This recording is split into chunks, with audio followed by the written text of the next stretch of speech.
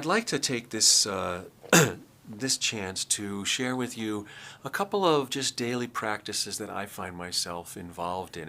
And for me, I want to say that, through my life, I'm 64, and through much of my adult life, I have, like you, I've studied and tried to learn meditation and different practices and Tonglen and various forms of practice. And now at this point in my life, I mean, if I'm really shaken up, I will stop and formally practice.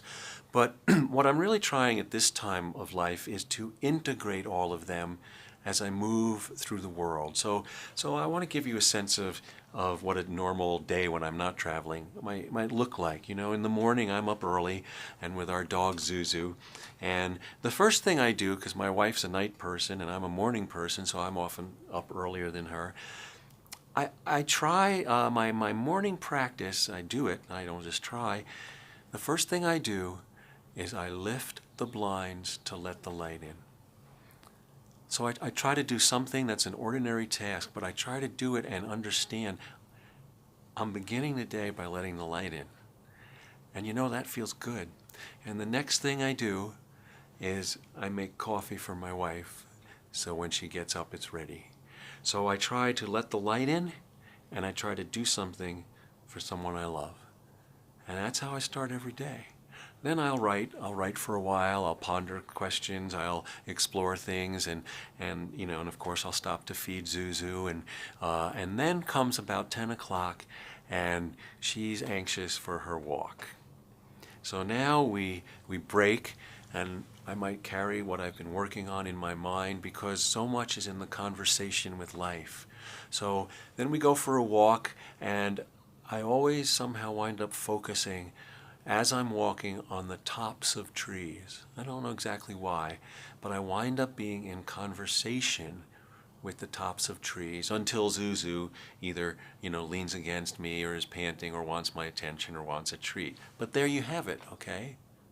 I'm being moved above, below, in, above, below. So I try to keep this going. And so what happens later is I'll go back, I'll do some more work, and then I purposely interrupt my day.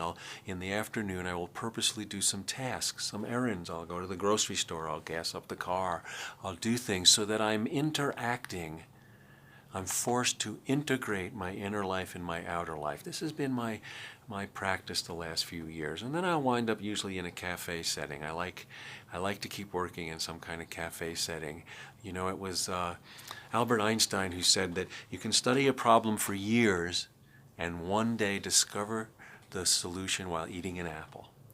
Now, I never talked to Albert Einstein, but what it says to me, what I think he meant by that, or how I take it, is that, we have problems, we ponder things, we reflect on things, but until we interact with the world, we don't really see what they might mean. So I could be pondering a question in my life, a big decision I need to do, but if I go out in a cafe and all of a sudden I overhear the conversation of people I don't even know, but I hear a drift of their conversation, and some insight someone I don't even know suddenly has meaning for my internal conversation. Oh, that's eating the apple. There it is. Oh my God. Because we can't stay self-enclosed. We have to learn, and this gets to a deeper practice, which is being who we are everywhere. We can't stay self-contained. We may need to go into solitude to remember who we are, but to practice being who we are, we need to go into the world.